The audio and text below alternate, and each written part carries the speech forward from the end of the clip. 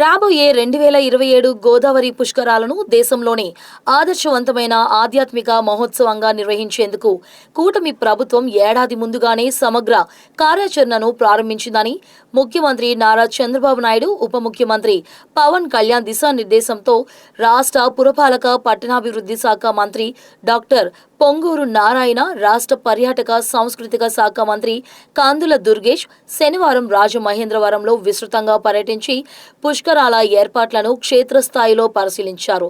పర్యటనకు ముందు స్థానిక హోటల్లో రాజమహేంద్రవరం మంత్రి కందుల దుర్గేష్, ఎంపీ దగ్గుబాటి పురంధేశ్వరి, ఎమ్మెల్సీ సోము వీర్రాజు, ఎమ్మెల్యేలు గోరంట్ల బుచ్చయ్య చౌదరి, ఆదిరెడ్డి శ్రీనివాస్, రుడా చైర్మన్ బొడ్డు వెంకటరమణ, ఇతర అధికారులు, స్థానిక ప్రజాప్రతినిధులతో కలిసి మంత్రి నారాయణ సమీక్ష నిర్వహించారు.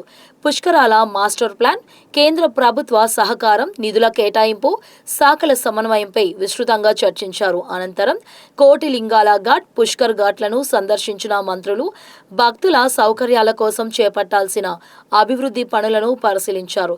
సుమారు 2 కిలోమీటర్ల మేర నడక మార్గంలో క్షేత్రస్థాయిలో పరిశీలన చేశారు.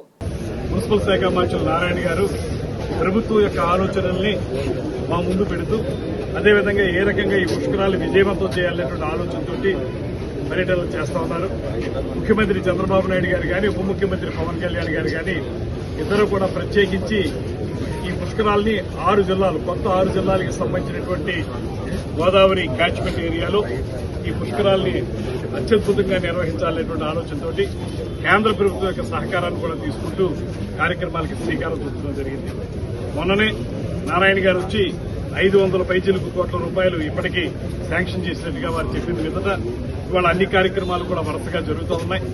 మున్సిపల్ కార్పొరేషన్ వారు కూడా ఈ ప్రాంతాన్ని బాగా అభివృద్ధి చేయడానికి చేస్తున్న కృషి, దాంతోపాటు వివిధ విభాగాల వారు టూరిజం శాఖ తీసుకుంటే అఖండ గోదావరి ప్రాజెక్టు ఇంప్లిమెంట్ చేయడం, రేపు పుష్కరాలు వచ్చేదానికి అది కూడా సర్వాంగ సుందరంగా తయారు కావడం, అదేవిధంగా ఇరిగేషన్ వారు, అదేవిధంగా ఎండోమెంట్స్ వారు, మున్సిపల్ శాఖ వారు, పంచాయతీరాజ్ వారు, అలా మొత్తం అన్ని శాఖల యొక్క ఇంటిగ్రిటీతో అందరూ కలిసి ఇంటిగ్రేషన్ తోటి సమీకృతంగా ఒక కాంక్రీట్ వర్క్ చేయాలనేటువంటి ఆలోచన ముఖ్యమంత్రి గారు ఇప్పటికే మాకు దిశానిర్దేశం చేశారు. అదేవిధంగా ఇప్పుడు వరుస పర్యటనలు చేస్తున్నటువంటి నారాయణ గారు ఎక్కడెక్కడ ఏ లోపాలు ఉన్నాయి, వాటిని ఏ రకంగా అధిగమించాలి, గతంలో ఉన్నటువంటి లోపాలు లేకుండా చూసుకోవడానికి ఏ రకమైన కార్యక్రమాలు నిర్వహించాలి, అటు ట్రాఫిక్ కానీ, ఇటు వచ్చేటువంటి భక్తులకి సౌకర్యాలు కల్పించడం కానీ, అదేవిధంగా వారందరికీ కూడా ఒక పవిత్ర స్నానాలు చేసుకునేటువంటి అవకాశం కల్పించడం కానీ, ఇవన్నీ కూడా సమర్థవంతంగా నిర్వహించడానికి వీలుగా ఒక కార్యాచరణ తయారు చేస్తా ఉన్నాం. ఇప్పుడు ఇది అయిన తర్వాత ఈ ఘాట్లు పరిశీలన తర్వాత రివ్యూ మీటింగ్ కూడా ఉంటుంది. మొత్తంగా రాబోయే రోజుల్లో పూర్తి స్థాయిలో ఈ కార్యక్రమాలన్నింటినీ కూడా ఏర్పాటు చేసుకుని ఎక్కడా కూడా తొడతొక్కిడి లేకుండా అందరూ సజావుగా ఈ పుణ్యస్నానాలు ఆచరించే విధంగా చేయడానికి అవసరమైనటువంటి అన్ని కార్యక్రమాలను చేపట్టడానికి ప్రభుత్వం చిత్తశుద్ధితో ఉందనేటువంటి మాటను తెలియజేస్తూ ఈ కార్యక్రమాన్ని ముందుకు తీసుకెళ్తాం.